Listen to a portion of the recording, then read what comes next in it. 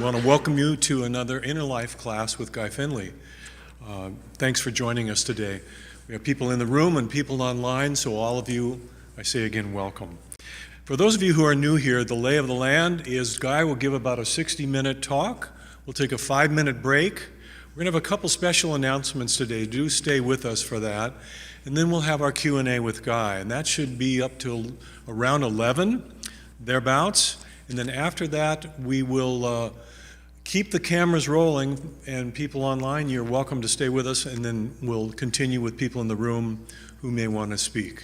So that's how our class will go today. If you have any technical issues, go to the question box at the GoToWebinar control panel. Someone will help you with that, or you can go email support@guyfinley.com, and you can get help there as well.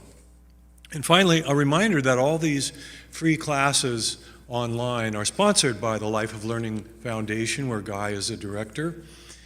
And if you do give a donation and you're in the U.S., it's a tax-deductible donation. We do appreciate all the help that we've been given through the years. It helps us keep these classes going and to make them free to anyone who wants to be able to participate.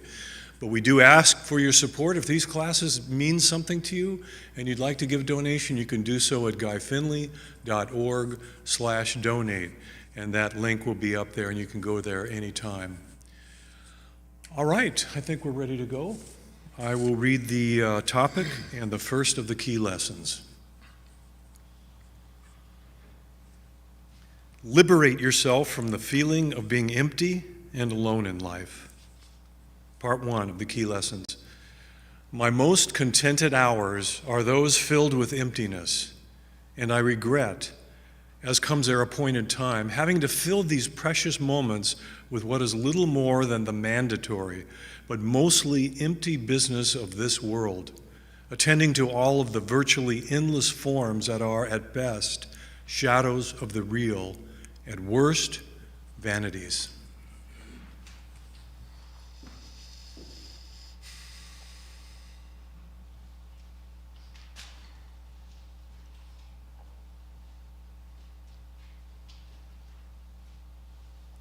Good morning, everyone. Good morning. Just waiting for everything to get settled.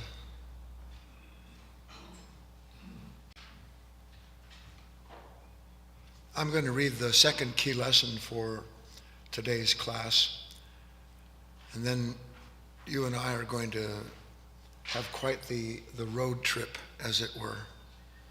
We're going to look at some wide and very powerful ideas that, if we can let them into our hearts and minds, and as the seeds they are, let them begin to do their work, we can begin to see what, on one hand, at least in the beginning, may seem like an absolute miracle in terms of the potential for a human being to go through the transformation they're intended to. But in the end, even though it always remains a miracle, you'll understand that you are made to be the instrument of miracles on this planet.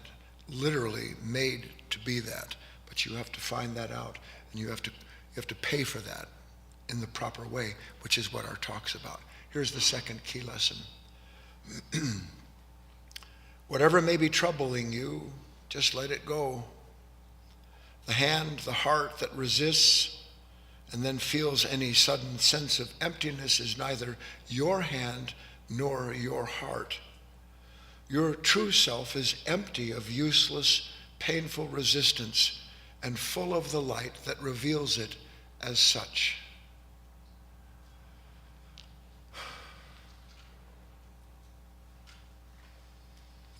Would that it were that easy, huh? Whatever's troubling you, that emptiness, that loneliness, just let it go. Presto, Remco, realized and released from all my pain and trouble. And I don't ever mean to make it seem less important than it is, but you will eventually understand that, you know, the fledgling eagle, when it sits on the edge of the nest and starts strengthening its wings, the last thing that occurs to it is that already built into its little body is the capacity not to just leave the nest, but to fly effortlessly, soar above everything else. You'll see one day that as you work, you will find it possible to begin rising above, transcending these very common, painful states of feeling empty and alone and all the other things that trouble you. The issue is, and it's one that we have to wrestle with here, is that in order to realize that possibility as being true, it requires that you realize certain things about yourself that you presently don't know, how many parts of you don't want to realize what stands in the way of that understanding. So a big part of spiritual work is clearing away, wiping the mirror, getting the dirt off of it so that we can see with great clarity what it is that waits within ourselves to liberate us as it is intended from a misunderstanding of who and what we are, which begins with this. I don't know if you've ever actually thought about it, and I'll just pose it as a question momentarily. What do you think it is that sits behind everything that you are always running after? Pursuing would be the word. What do you think it is that's causing you to try and create the life, the kingdom of yourself in this world? What do you think's behind all of that? Anybody want to guess? It's actually a single question. It's not what one would ever imagine.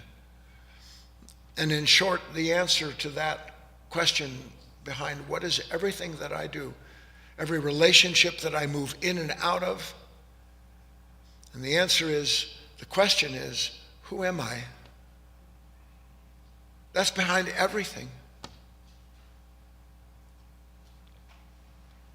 But it never dawns on us that the question, who am I, sits behind all of the things that we do, because inherent in this consciousness is something that is forever answering that need. Before we're even aware of the fact that what we're looking for is to discover the whole of ourselves, the holy self, the truth of ourselves. We're already filled as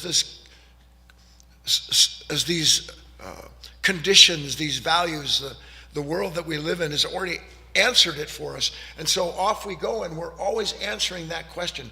Why did I get involved in that business? Why did I get involved in that man or that woman's life, in that problem in the world? What drew me to that? And in one respect, it's inescapable. I'm drawn to what I'm drawn to because it's how I discover things about myself that I can't discover otherwise. That is the nature of every relationship a person is drawn to, is that it is intended to reveal to them in their own consciousness the constituent elements that were magnetically drawn to that relationship so that it might be revealed in that consciousness as part of their possibility as a human being. But the problem for us is that we go through these relationships, and over again, let me ask you, how many times have you thought to yourself, I found what I'm looking for, this is it, all is well, and in essence, something about my life was answered, and I thought, I don't have to really look anymore, yes or no? And then, as sure as shooting, which is a very deep and philosophical statement, the anchor of that identity pulls loose. You know what that's like? You think you're anchored in him, her, this, that, my money, my health. I'm anchored. And then comes some wind, the anchor pulls loose. And what happens to the vessel when the anchor pulls loose? It starts to float away. And it's always in danger of crashing on the shoals of something. So what does it have to do as soon as it's pulled away? It has to drop another anchor.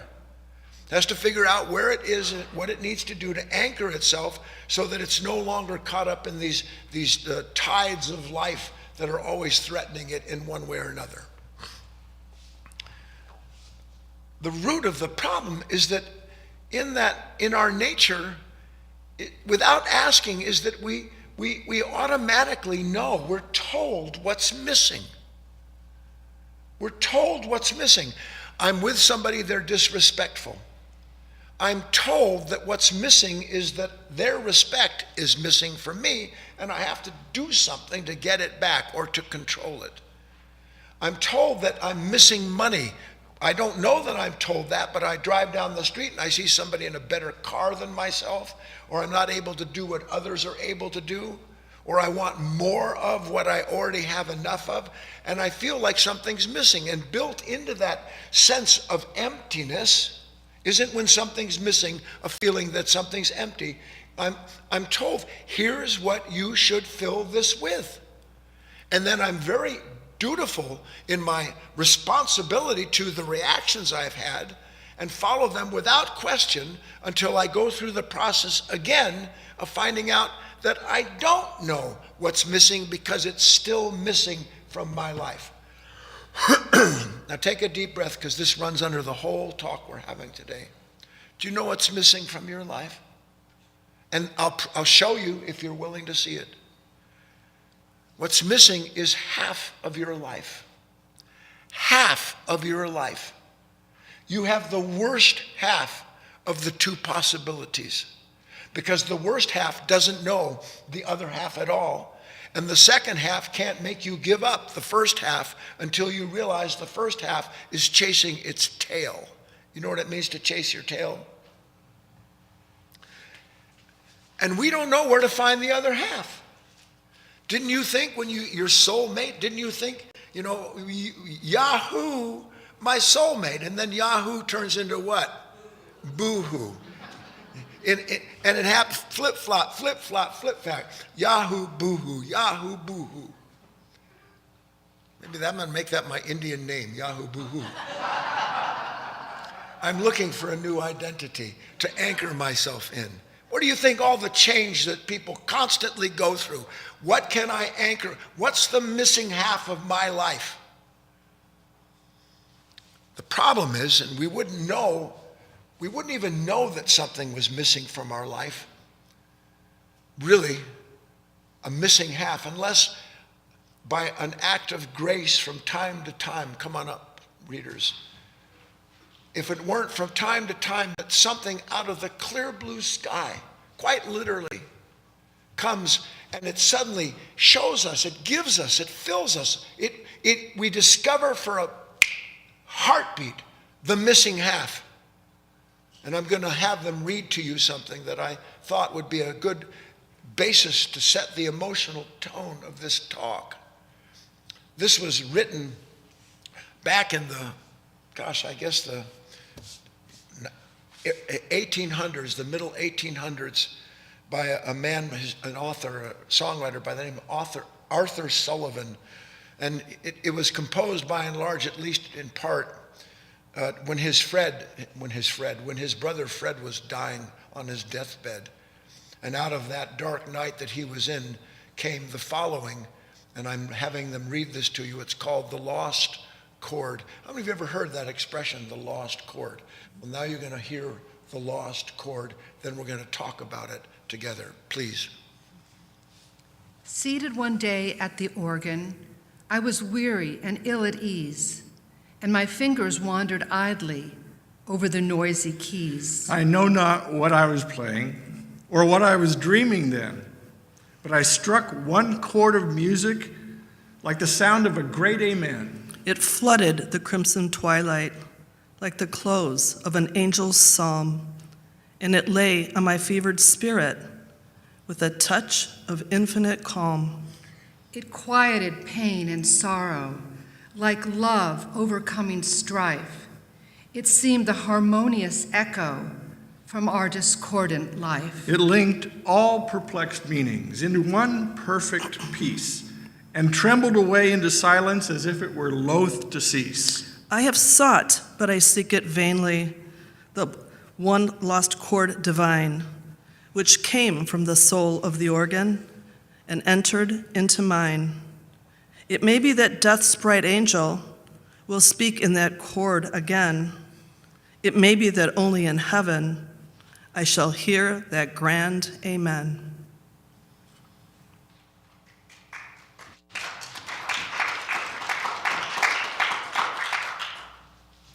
It linked all perplexed meanings into one perfect piece and trembled away into silence as if it were loath to cease.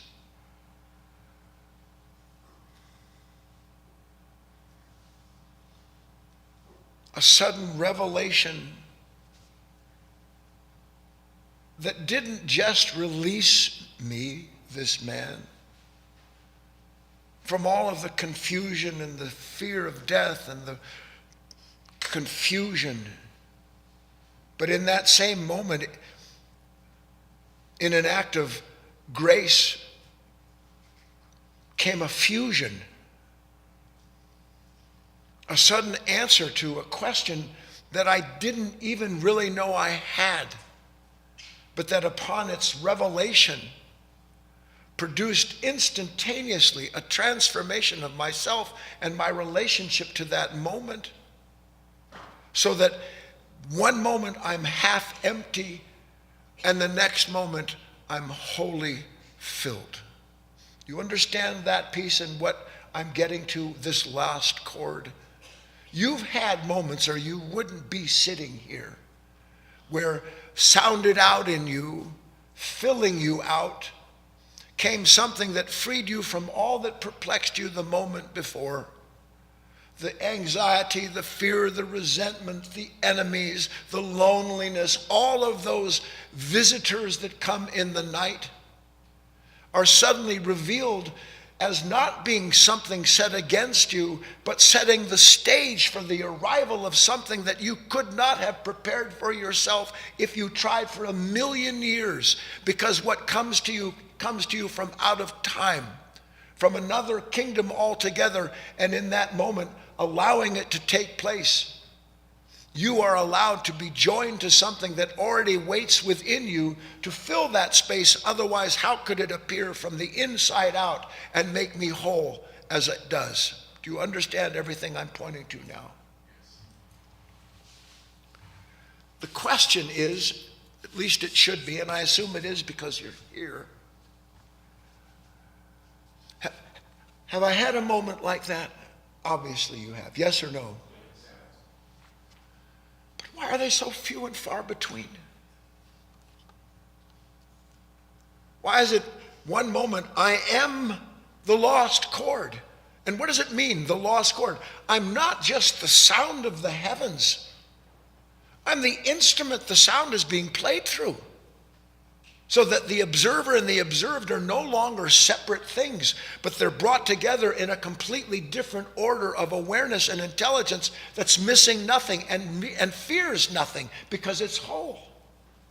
How do I, as a man or a woman, this lowly man or woman, and let's be honest, this dishonest, lowly human being filled with all of the discordant things that human beings are filled with, the things they clutch and cling to because they've all gone round looking for different ways to make themselves seem good and bright and sound good.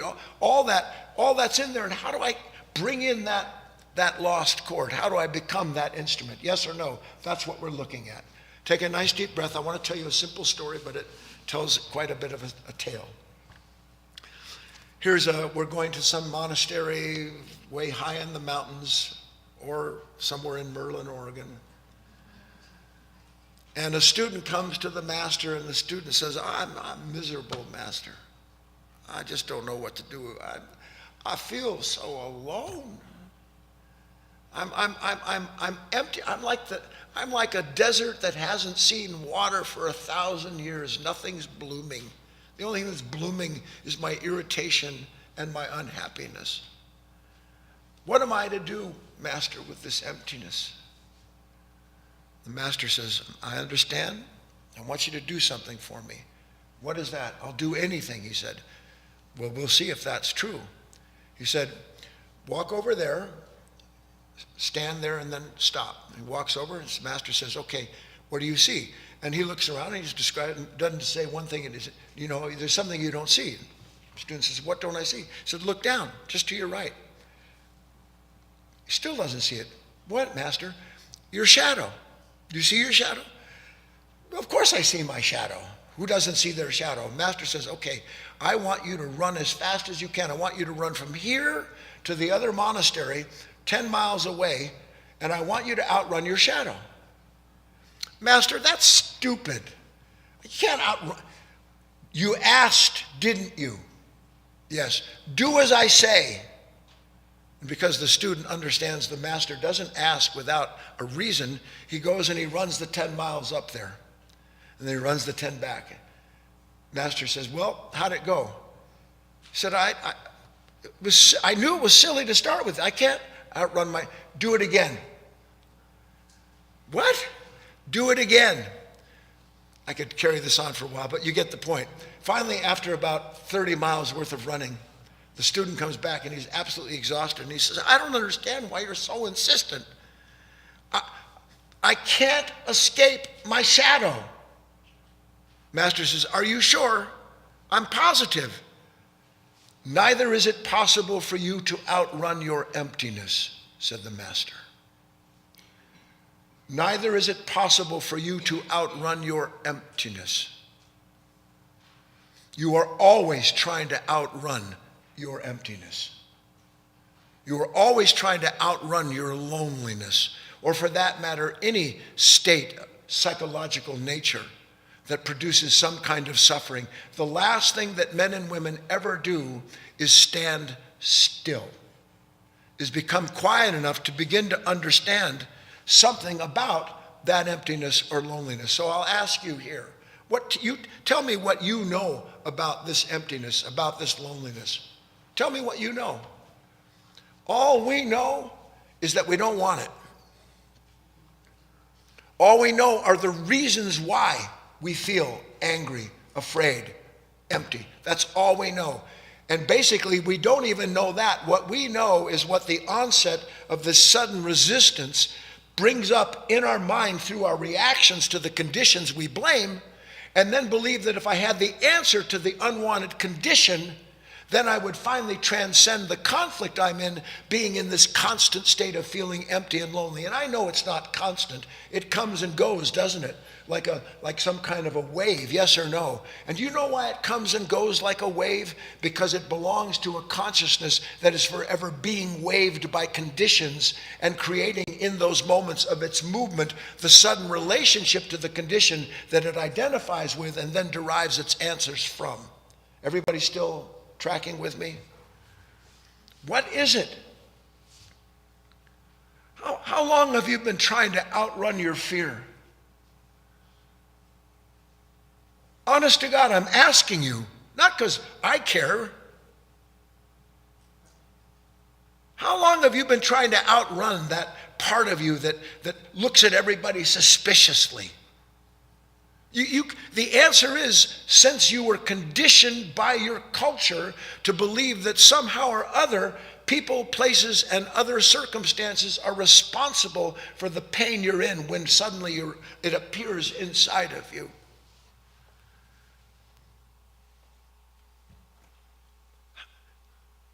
What would happen? I even spoke about this once at length. If you were sitting there and somebody said something to you, or you turned on your computer and you were checking out something, or you were looking at your health news that your doctor sends to you, or reading some insanity that some political group, left, right, up or down, sends along to ensure that they can get you reacting to it, so that your reactions and resistance feeds the very culture that produces it. How many times are you going to sit there and do that? And if you actually were present to yourself and realize, sweet God, I have felt this form of loneliness. I have felt this kind of emptiness 100 gazillion times. I've looked at that computer screen, I've looked in that person's face, I've seen my own image in the mirror, and more times than I can ever count, in that moment, suddenly something tells me, do something, fix something, go somewhere, get it done. And I go, yes, sir. You're right. Because I still have things to do. I still have places to go. I still have an ambition. You better hope that when you're on your deathbed, you've died to ambition. Because if you haven't, you're going to live there terrified and hateful of a God that has taken from you what you thought was your life. The question here is, and what we're looking for, what if all along I've had the wrong question. Isn't that the last thing that ever occurs to us? Please, when you're upset with somebody, isn't the question, what do I do with them? How do I fix this? When you're worried about your health, and what's going to happen now? What does this mean? Yes or no? What if a human being actually realized, because of the immensity of the emptiness of their own answers, what if they actually realized, I have the wrong question? Last thing that occurs to us, would you not agree?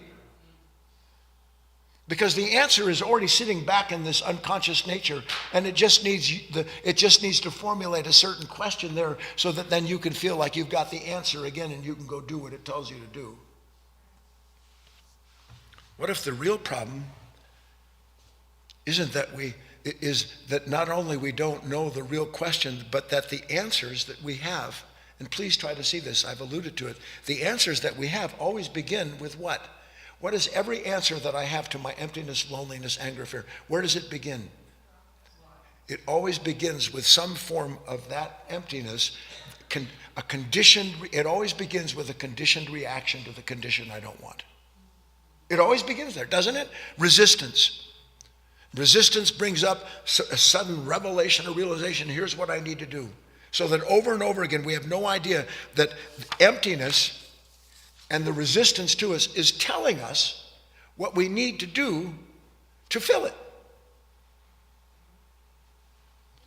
And then we just go about doing it again.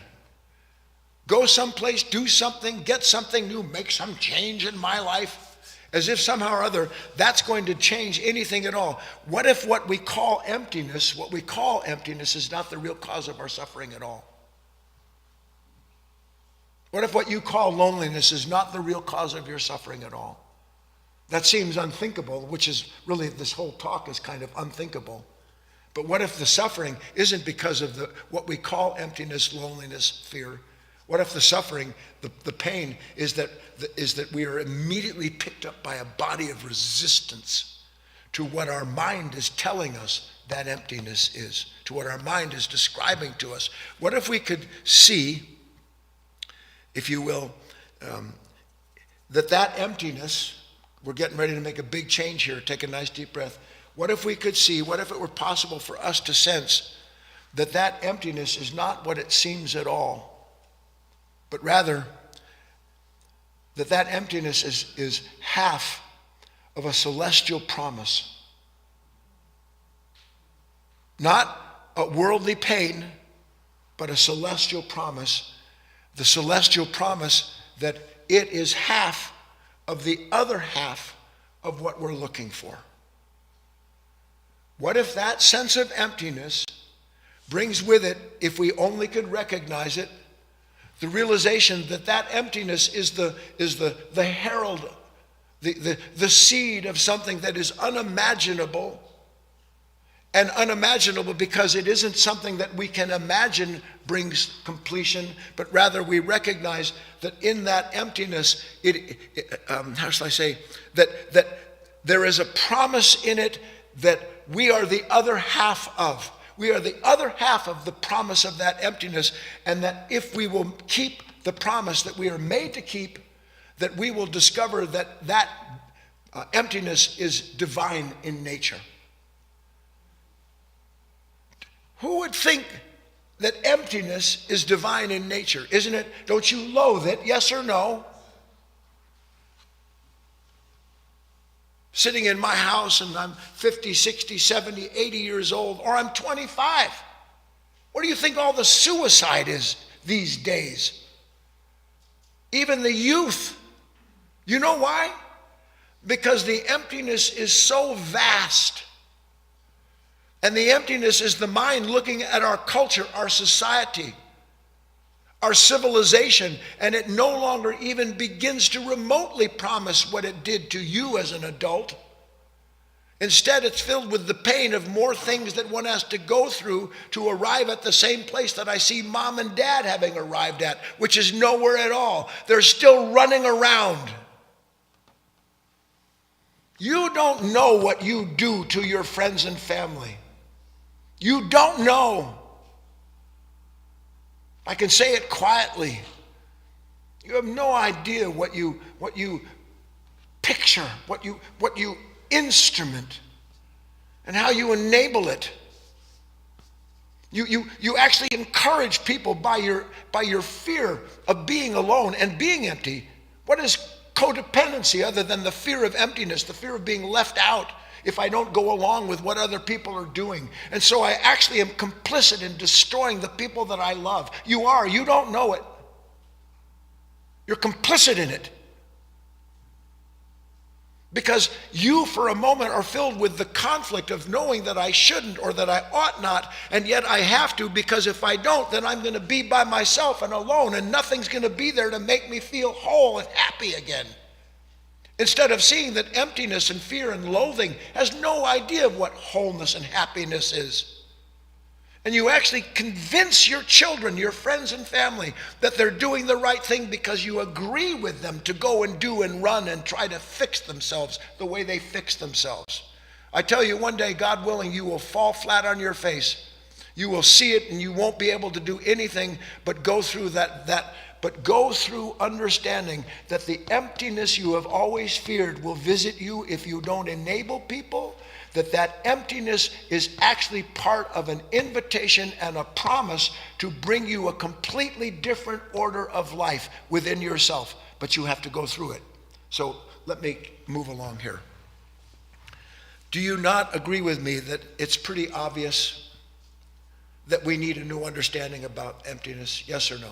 Please, out loud. So yes. I want to read to you the first of the two meditations that I wrote. You can download them, and I urge you to. These are not something to be read lightly. They're not written that way. But between the two and the first one that I'm going to read now, there is an entire story that I'm working mightily to try to show you. Here's the first of them. Gravity is a form of emptiness. It is a celestial law that represents a ceaseless longing answered only by what it captures and draws into itself. So it is with the gravity of emptiness. It is a form of divine magnetism, ceaselessly attracting and being filled with all that it draws into the fertile void of its endless, invisible body. Now, how many of you can sense something in that? Gravity is a form of emptiness. It's a law that represents a longing answered only by what it captures. You get that, right? Some celestial body continually drawing to it what the law that it is under requires. We wouldn't have a system of any sort were it not for that circulation produced by opposing forces, something that is always being drawn in and something that is always trying to escape that gravity. So is it with the gravity of emptiness. Emptiness is a kind of gravity. But we don't recognize emptiness as a kind of gravity because we're repelled by its appearance. Are we not? And that divine magnetism is always attracting something. Can there be a body that doesn't attract something? Neither can there be an emptiness that doesn't attract something. And we'll never know what emptiness attracts as long as we're busy resisting and pushing away everything that emptiness is trying, and you'll see, trying to bring into itself, that you and I cannot bring into it because it belongs to a completely different order of being that is trying to fulfill its own laws, and we as the instruments of it. Everybody tracking?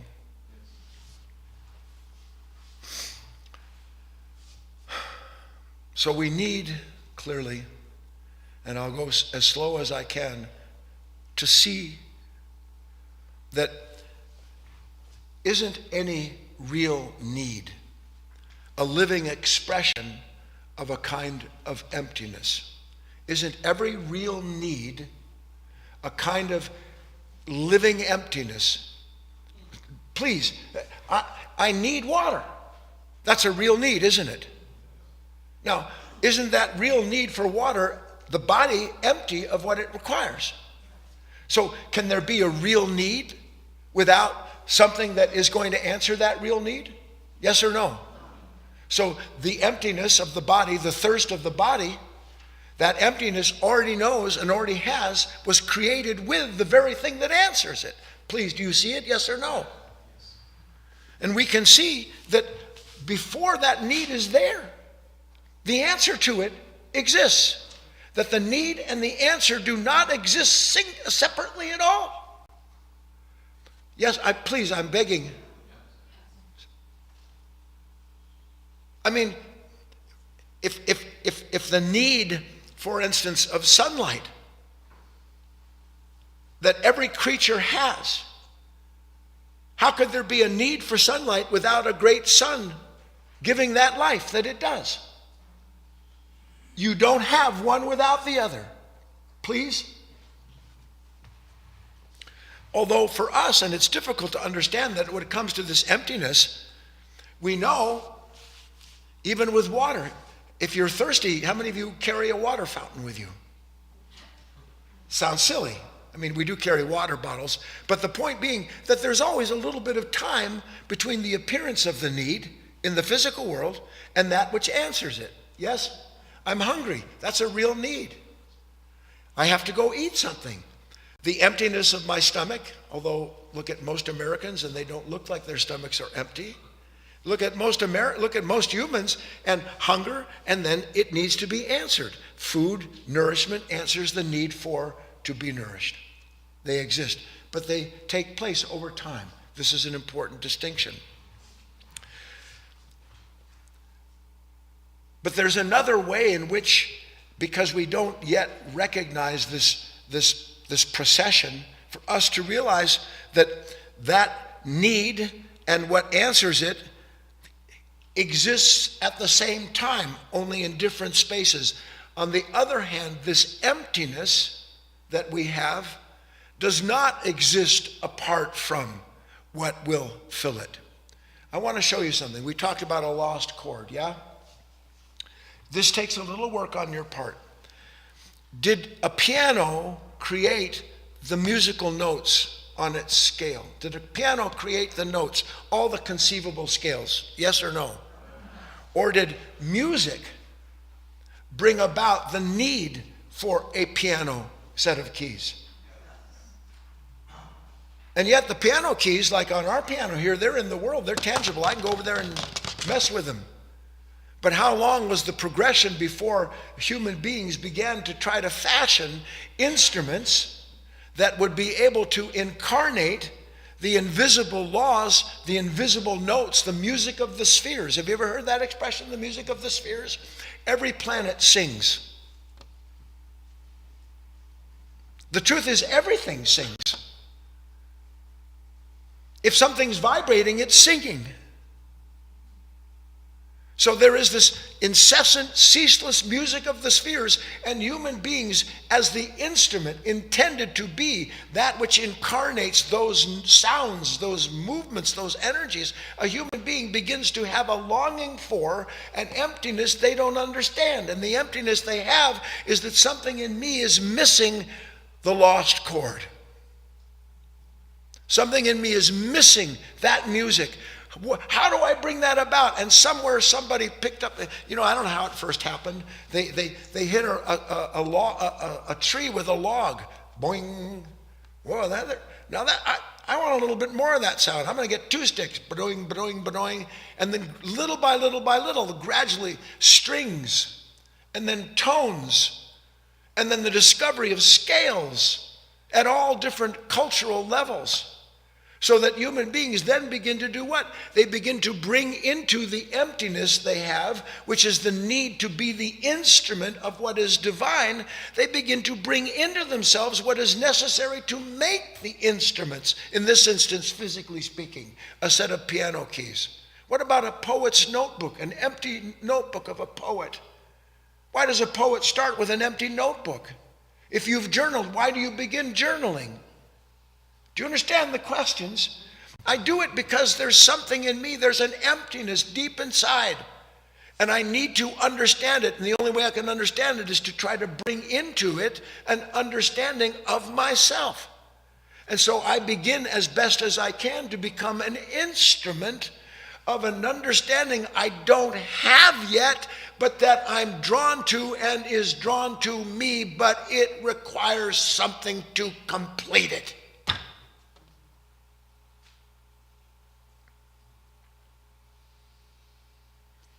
And it only happens gradually that a person understands.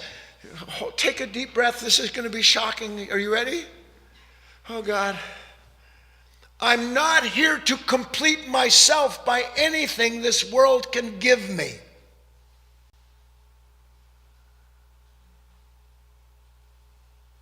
Anything the world can give me that I, in some essence, helped create, to produce, is meant to gradually show me that I can have everything the world gives me, and I'm still missing the chord. I'm still missing the answer to the question, who am I? See, when you say, who am I? And Dad says, well, son, you should already be making $100,000. Well, guess that's who I am. I guess I need to make $100,000. And then I go out and I dutifully respond to my culture and I do the things that I'm supposed to do. And then I get the money. And you tell me, then what happens? Well, apparently that didn't quite fill the cup. So I need to put more in the cup. And then I start burying myself and everyone else with an ambition that I don't know what to do with, because I don't know how else to answer. Who am I? I need people to love me. Who am I if people don't love me? If people don't respect me, what's going to happen to me? So I have to develop and define what it means to be respected. And then I go about, my ambition is supposed to bring about the realization of everybody looking at me. You're the greatest thing since sliced toast. And then what happens? I get burned. Because I didn't know the question. I only had answers that were half. Yes or no? All things divine seek to be expressed so that their purpose in whatever plane of existence they are can begin to make known the impressions they're intended to make. Everything divine seeks to incarnate. What do you think the world is that you look at? It itself isn't divine, but it is a reflection of the divine that has incarnated itself into the principles of the opposites and produced all the flora and fauna and everything that you see, including what is intended to be your relationship with it. Not what you want from it or not what you don't like about it, but a living, constant revelation of a relationship with something that has incarnated it into matter. Light into matter. Is not all matter light? And if all matter is light, that means that matter is the incarnation of light. And if light itself is the incarnation of something that gave rise to it, far and above the physical form, that means that everything is a constant process of the revelation of the divine through the instruments it needs and seeks to know itself through. Because why else would it do it? So here we are as human beings, and we don't understand something, everything divine. It actively longs to be known.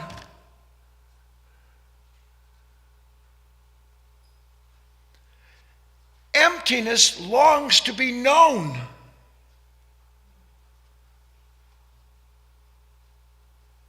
And it longs to be known because if a human being will begin to understand that they are created as a participant in this process of an emptiness that is created with fullness. Because there is no such thing as emptiness without fullness. They don't exist apart. I asked you, we looked at it, I tried to bring your mind into it.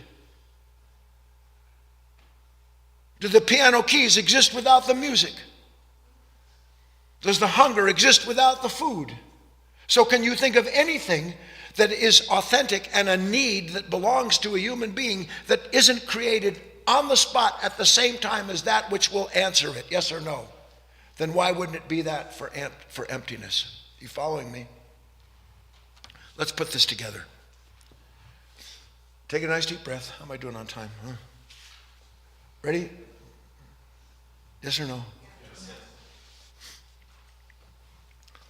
Doesn't every question begin with the appearance of an emptiness? Go slow. Isn't a question by its very nature the evidence of an emptiness?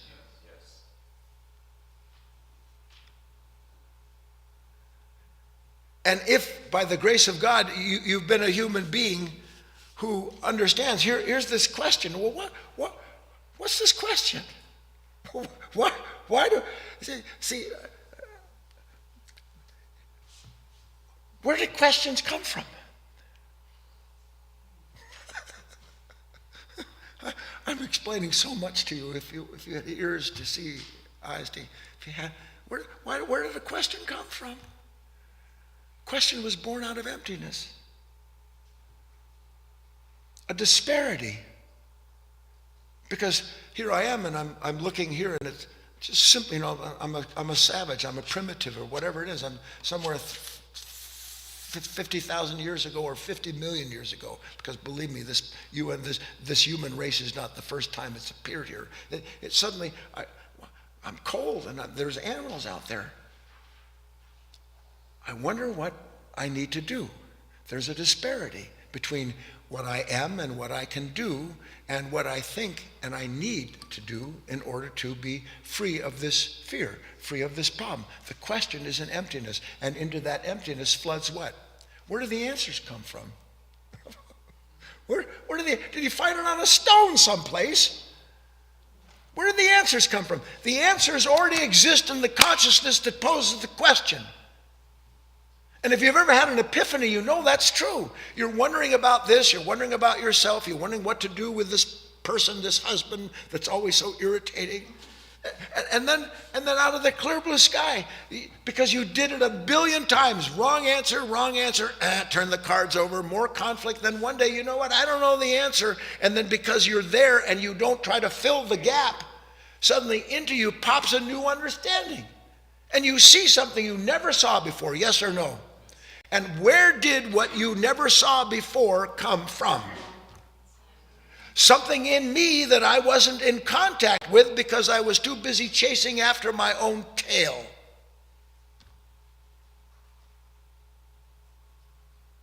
So in that split second, a person actually understands that in the emptiness, in that anger, in that whatever that state may be, already exists that which completes it. It's already there. And when it appears suddenly, yes or no? When you suddenly have a revelation of some kind, isn't it the lost chord? Because and in that moment, all the problems, they're gone. I see, I understand, I'm free. For the moment of that light. And that light reveals that inseparable from the emptiness, the fear, the loneliness, inseparable from that quality. And the antidote is the venom. Inseparable from that question is the answer, but I've never let the answer come to me. I've always created it out of the content of my own cultural conditioning.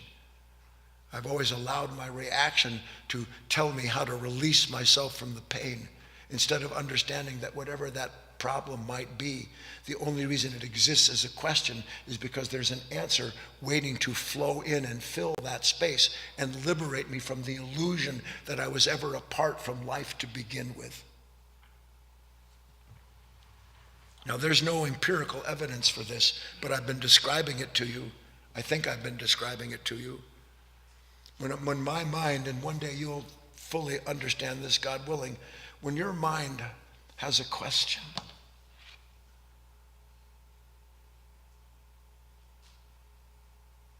when it has a need, when that mind turns a corner, or it's talking to somebody, or seemingly uninvited moves into it and through it a thought or a feeling, a sense of something, an intuition. that in the appearance of that, it appears as a disparity. It appears to something that registers it, but that which registers recognizes that of itself it does not know how to answer that need. It sees it, it feels the need for it. It feels that, it has that wish. Yes or no, I'd really like to know a little bit more about this. Yeah. And then in the mind, if it holds fast to the question itself, what is the question? The question is a form of emptiness. I have to bring you back in, yes or no? The mind holds fast to that question. And you'll see this and over again. The mind will start throwing out all the associations connected to that question. And you'll recognize, but I've been there, done that. I understand that. I'm through that. No, there's something more. There's something deeper here. And when it doesn't answer the appearance of that emptiness, that question, when it doesn't answer it through any intellectual activity, the very field of that attention draws into it, that emptiness draws into it the missing half. And then you see, the missing half wasn't apart from me, but I was apart from it all this time. And there's the lost chord, just like that. Which means what, as we get close to the end on the exercise part? Take a nice deep breath. This is also stunning. You ready? It isn't my job to answer the question that appears.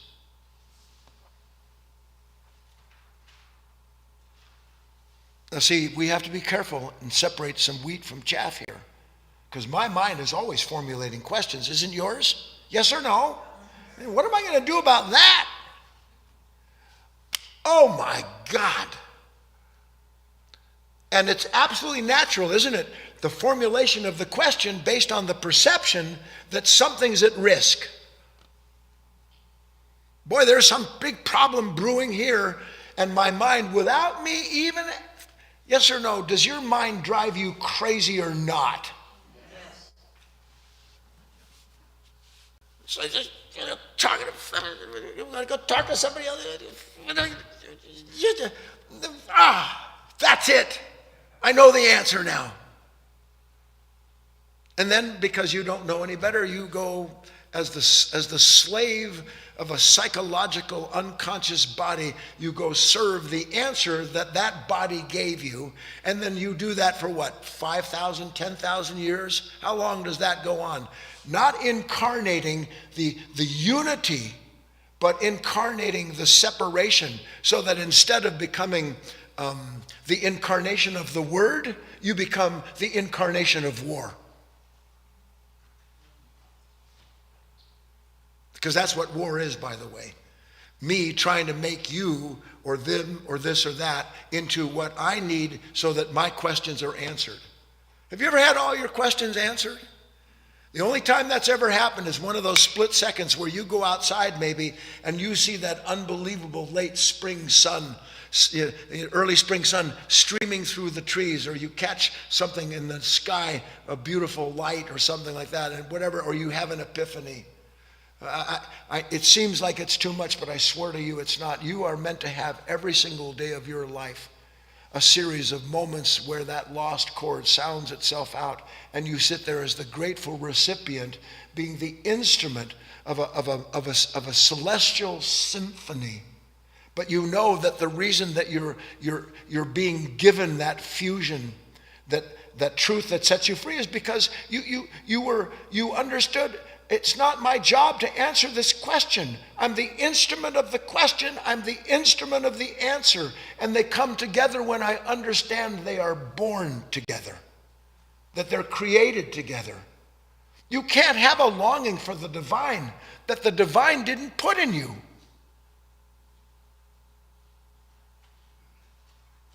And if you have a longing for the divine and your work is not bringing about any experience of the divine, it's because what you call the divine isn't divine at all. It's you, the divine, imagining what it would be like to be some kind of human being full of light and love and all the rest of that horrible worldly nonsense. And you gradually discovering, as is required, that of myself, I can't bring about the divine into my life. The divine is trying to bring me into his life, her life, its life. That's what it's doing. That's what that moment of emptiness represents, is a need that I didn't give myself, and a need that I can't answer by myself. Because I didn't begin it, I can't finish it, but I can be the instrument in which they come together to reveal my real relationship to that moment, to that life. Are you still with me? Think of an empty canvas. What is an empty canvas? Isn't it an empty canvas crying out for something to be painted upon it? You look at all of these things, we begin to understand that that space that we think is empty is already designed with something to fill it. But the task for us is to do what? God help us. I can't fill it myself. I'm so worried. I'm an anxious mess. I got so many problems. And all I've ever known my whole life is to be picked up and carried along and told, here is what you do. Here is Johnny. Go do this, go do that. And then one day I think to myself, you know what? I've been the servant of something that hasn't helped me at all. Maybe I really don't know what the answer is. Maybe I don't. Maybe a new question has to formulate itself, and then you realize the question has never not been formulated. It's just that you've been on the wrong side of it, trying to figure out what's being asked of you. Aren't you always trying to figure out what's being asked of me, yes or no? If you're aware of something being asked of you, and you yourself, apart from the psychological mess called our ambition, trying to figure out how to keep our lives in place, if I didn't formulate that question, I wonder if the answer already exists, and I just don't know it. Let me read to you the second meditation.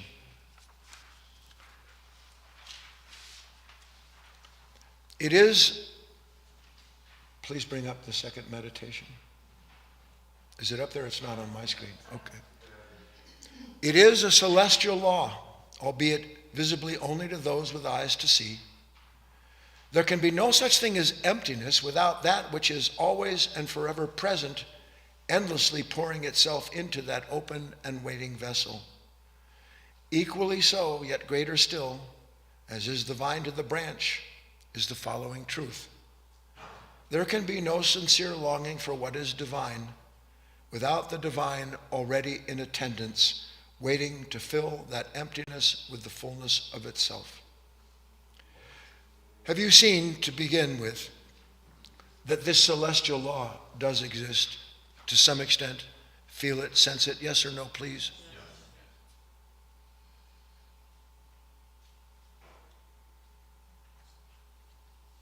So that what we call emptiness is actually part of a movement, isn't it? Isn't it? Yes. But is emptiness part of a movement to you? Or is emptiness a static state, a place of suffering to be avoided at all costs? There's no movement in your emptiness, is there? And because you have resisted that state and formalized it, crystallized it into something that resistance tells you is producing it, you're cut off from the movement of it. Because no emptiness exists without something already filling it. You think about this world as above, so below, as within, so without. You look at the rivers, you look at the streams, you look at the rain. Is that not always filling the emptiness of the ocean, and is not the ocean always filling the rivers and the streams? It's just that it moves through a scale of time and level of creation that's too big for our eyes to see, because we're too busy looking for the little things that we believe are going to make us whole and happy. And they're there, you can have them, there's nothing wrong with any of that. But to believe that whatever it is that you long for is going to bring an end to your longing is insanity. Because the only thing that can answer the emptiness, the longing that sits in the human heart, is that which placed that emptiness and longing in the human heart, so that that man or woman could begin to make the sacrifice of recognizing this thing is always being fulfilled. Rebirth is always taking place if only I will make the sacrifice, which is what? leaving it empty. We'll end on this. Do you know the expression? How many of you know this? You can finish it for me. I know Eric does. If you build it, they will come. You've heard that, haven't you? It's part of a movie. I can't remember the name of the movie, but Field of Dreams. If you build it, they will come. Great movie, Kevin Costner.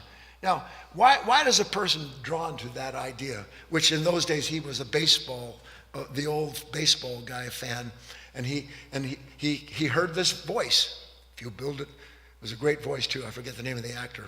If you build it, they will come. And so, build what? He's got this he's a corn farmer, and he goes and he starts clearing the field to make a baseball field. If you build it, they will come. Shoeless Jackson, all these old baseball players that he loved. I think his father. Anyway, that's not important. What is behind that idea? What's the principle? If you build it, they will come. What do you think the principle is?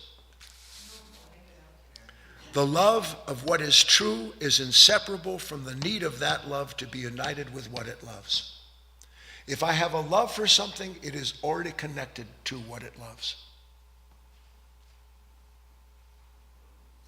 It's already connected.